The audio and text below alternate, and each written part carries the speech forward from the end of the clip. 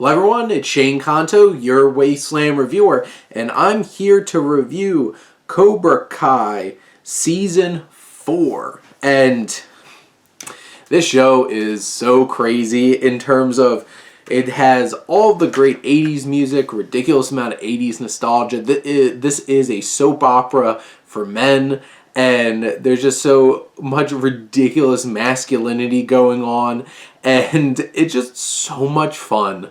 And coming into this season, you know, they keep bringing up the nostalgia, bringing up old stories, and they bring back Terry Silver, of all people, from the second Karate Kid, who comes back and rejoins Cobra Kai and teams up with Kreese to take on LaRusso. You have Daniel and Johnny fighting against these two evildoers who are a little bit more complex this time around than in the original movies.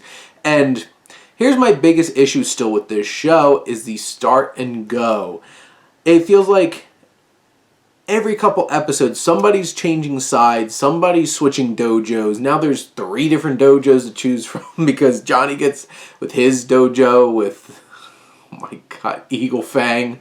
And obviously you have Miyagi Dojo, and you have Cobra Kai, and you know there's new characters introduced and new sides to be drawn and people jumping ship.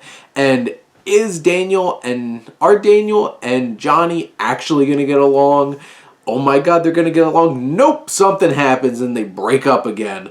And that's the thing too, because their relationship is played off like a really toxic relationship, like romance, and so's Kreese and Silver's in many ways too. And it's so interesting, the dynamics of this show.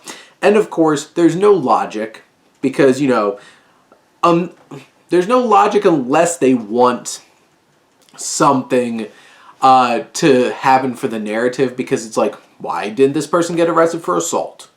I don't know. People just out of nowhere start karate fighting everywhere. I don't know. That's just Cobra Kai. That is the Los Angeles of Cobra Kai. There's no reasoning with it. That's just what to expect from the show. But actually getting into this season, I did really love the dynamic between Kreese and Silver. They seem to be on the same page, but there's always this tension underneath, and Kreese balancing out what Silver is bringing to the table, and this underlying theme of like everybody has a weakness really comes to play in this season. And then of course Daniel and Johnny. So many of these characters are so hot and cold though.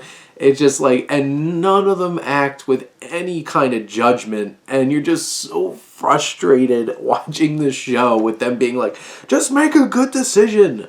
My biggest negative of this season, character-wise, was I just think Samantha has gotten so unlikable that it's really hard to support her. And like in the last episode, you're really supposed to get behind her, but it just doesn't work. And even like her mom is like kind of turning on her and supporting Tori in many ways. And I appreciated that dynamic because I think Tori's one of the big shining lights of this season. She gets a great arc and really enjoy the progress that her character makes. I think Miguel and Robbie both go on some interesting arcs, and especially where Miguel winds up at the end of the season, leaving open some new, fresh kind of narrative for him and Johnny. I appreciate it. I look forward to seeing where that goes in the next season. Daniel gets an interesting twist as well leading into the next season. Some new alliances. And, you know, Daniel kind of doubling down on never letting this rivalry with Cobra Kai go until it's finally dead. 2 of the biggest surprises are Eli, aka Hawk, and Dimitri, because they really get the shine, especially as we get into the actual competition in the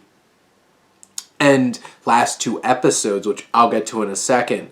And one of the, actually, Sam's not the biggest negative. The one is just how much time they spent with Anthony, the youngest LaRusso kid. It's just like, I have no investment in this character. Do not like him. He's just a little asshole.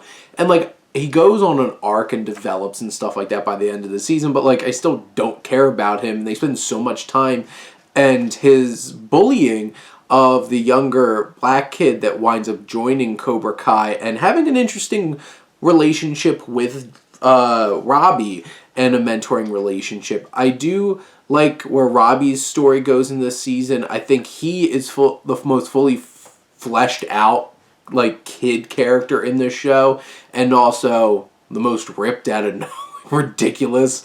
It just looks like he could beat the holy hell out of all of them.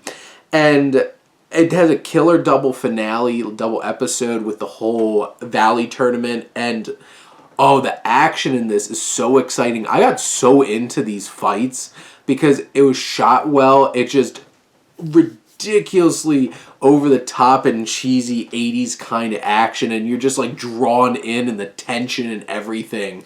And by the end, there's some crazy, like this show blows itself up a little bit going into the next season, and it's very interesting to see where things are going to go from there. So I'm still down for Cobra Kai, even though there's certain things that just annoy the hell out of me about this show, but there's other things that are just so infectious that I can't help but enjoy it. But those are my thoughts on Cobra Kai Season 4. Let me know what you think, and let's talk some TV. But thank you as always for tuning in and supporting your Wasteland reviewer.